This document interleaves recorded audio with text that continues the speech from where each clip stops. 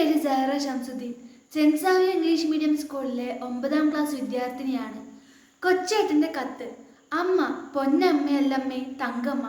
പ്രിയ DCL കൂട്ടുകാരെ, 2026 July 19 New York സിറ്റിയിലെ New Jersey stadium ഇളക്കി മറിയുകയാണ്. അർജന്റീനയെ ഒരു ഗോളിന് തോൽപ്പിച്ച് സ്പെയിൻ ഫിഫ ലോകകപ്പ് വിജയം നേടിയ നിമിഷം. സ്പെയിൻ ടീമിൻ്റെയും ആരാധകരുടെയും വിചാരങ്ങൾക്കും അർജന്റീനയുടെയും മെസ്സിയുടെയും ഫാൻസിൻ്റെയും ആർത്തനാദങ്ങൾക്കുമിടയിലൂടെ തനിക്കു കിട്ടിയ സ്വർണ്ണ മെഡലും കയ്യിലുയർത്തി ഗാലറിയിലേക്ക് നോക്കിക്കൊണ്ട് ഗ്രൗണ്ടിൻ്റെ അരികിലൂടെ ഒരാൾ ഓടുകയാണ്. അയാളുടെ പേരാണ് നിക്കോ വില്യംസ്. ആഫ്രിക്കൻ വംശജനായ സ്പാനിഷ് ഫുട്ബോൾ ടീം അംഗം. ഇക്കഴിഞ്ഞ ജൂലൈ 19 24ാം പിറന്നാൾ ആഘോഷിച്ചവൻ. മകനെ എന്ന വിളിയുമായി ഗാലറിയിൽ നിന്നും ഇരു കൈകളും നീട്ടി നിന്ന് മരിയ ആർത്തർ എന്ന അവൻ്റെ അമ്മയെ കണ്ടതും ഈറനണിഞ്ഞ മിഴികളോട് നിക്കോ തൻ്റെ മെഡൽ അമ്മയുടെ കഴുത്തിൽ ചാർത്തി. ചുറ്റും പൊതിഞ്ഞ ചാനലുകളോട് അവൻ പറഞ്ഞു, കളിക്കളത്തിൽ എനിക്ക് വളരെ വേഗം ഓടാൻ കഴിയും, എന്നാൽ എനിക്ക് എൻ്റെ അമ്മയോളം വേഗത്തിൽ ഓടാനാവില്ല.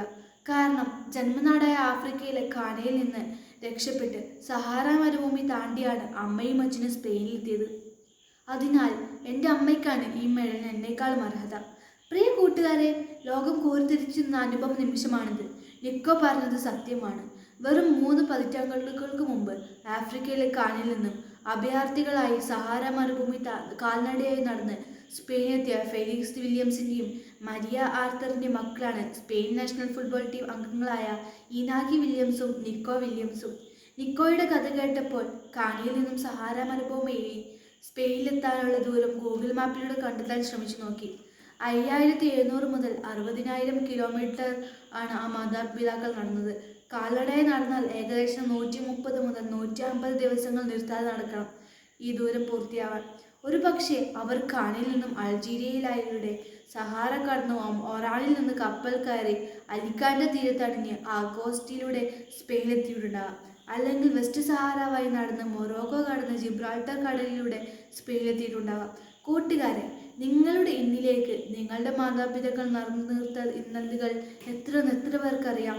എൻ്റെ മാതാപിതാക്കളും നിങ്ങളുടെ മാതാപിതാക്കളും ജീവിതത്തിൽ നിരവധി സഹാറ മരുഭൂമി യാത്രകൾ നടത്തിയിട്ടുള്ളവരാണ്, തീർച്ച. ആഫ്രിക്കയിലെ സഹാറ മരുഭൂമിയിൽ പകൽ പലപ്പോഴും 60 ഡിഗ്രിയാണ് ചൂട്. ചുട്ടുപൊള്ളുന്ന മണൽപ്പരപ്പിലൂടെ കൊടിയ വിശപ്പും ദാഹവും സഹിച്ച് എത്തിച്ചേർന്ന കാനൽ നാട്ടിൽ തേനും പാലും ഒഴുകണേ എന്ന് ഓരോ കിതാപ്പിലും പ്രാർത്ഥിച്ച് വിയർത്തൊളിച്ച് നടന്നത് നിക്കോയുടെ മാതാപിതാക്കൾ മാത്രമല്ല, നമ്മുടെ മാതാപിതാക്കളാണ്. കടബാധ്യതകളുടെയും രോഗങ്ങളുടെയും പരാജയഭീതിയുടെയും ജീവിത ഭാണ്ഡങ്ങളുമായി ജീവിതത്തിന് സഹാറ താണ്ടുന്ന നമ്മുടെ മാതാപിതാക്കളുടെ ഈ ജീവിതയാത്രയിൽ സ്നേഹത്തിൻ്റെ തെരുവുകളിലും സത്യസന്ധതയുടെ വെൺമരങ്ങളിലും വിശ്വസ്തതയുടെ ദീപസ്തംഭങ്ങളുമാകാൻ മക്കളായി നമുക്ക് കഴിയണം. അവരുടെ അധ്വാനത്തിൻ്റെ അളവ് അറിയണം. അവർ നമുക്കായി താണ്ടിയ സഹാറകളുടെ ദൂരം അറിയണം. അപ്പോൾ തൻ്റെ പൊന്നായ അമ്മയോട് വരില്ല ഈ പൊന്നിൻ്റെ മെഡൽ എന്ന് തിരിച്ചറിഞ്ഞ നിക്കോയെപ്പോലെ നമ്മുടെയും കഠിനാധ്വാനത്തിൻ്റെയും സ്ഥിര പരിശ്രമത്തിൻ്റെയും വേർപ്പുതുള്ളികൾ പതിച്ച് ജീവിതമാകുന്ന മെഡൽ ഉയർത്തി നമുക്കും പറയാൻ കഴിയും, അമ്മ പൊന്നമ്മയല്ലമ്മേ തങ്കമ്മയാണ്. തനി തങ്കം കൊണ്ടെൻ്റെ ഹൃദയത്തിൽ പ്രതിഷ്ഠിച്ച എൻ്റെ തങ്കമ്മ. സ്നേഹാശംസകളോടെ സ്വന്തം കൊച്ചേട്ടൻ. നന്ദി.